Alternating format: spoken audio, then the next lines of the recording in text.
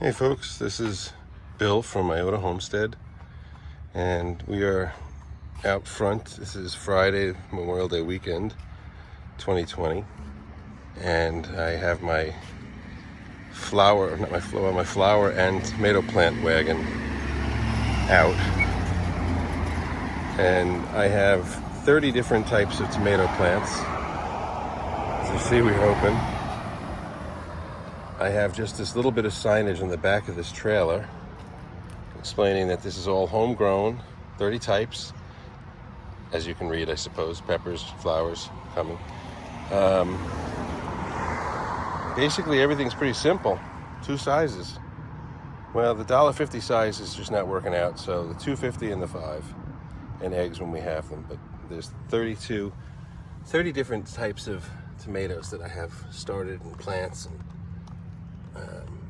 some peppers coming too, and more of them. And you can see this is a not a mobile greenhouse. There's my heat source. First, the plastic film. Got multiple different types of tomatoes in small and large type pots. And in here, I can see it. There's the exhaust or fan. Doesn't need it. Well, I have it open, so it doesn't need to be here. It's just got a little setup here for some flowers and such.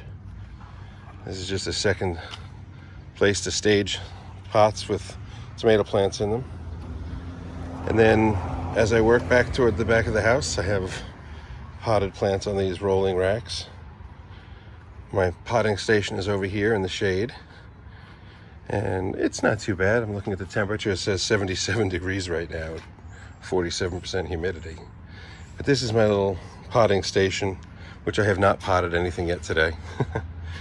I actually built more shelving. This is a project. There's a large shelf and I have a small one. This is the small one. I have another one like it. This is the greenhouse that we use to sort of incubate. It gets nice and warm in here. These are our peppers. They're a little bit behind schedule. They're small. They're just starting to pop now. So,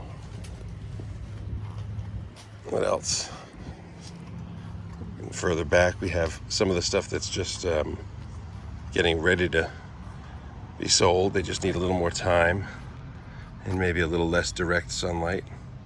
They had some sunlight earlier.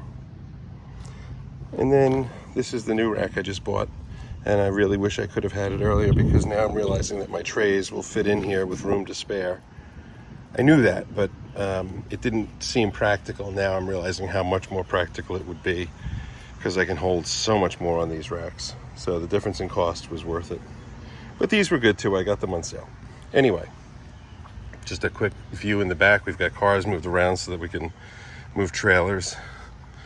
Trailer full of top soil or potting soil. We then have in the back here, I'm going to just kind of skirt around so you get a bit of view of where we're at. We've got some garlic, regular garlic I'm going to call this, hard neck, soft neck. We've got some asparagus growing over here. It's kind of cool. Thank you, Olivia. Some strawberries, some elephant garlic, some more garlic. It's spring.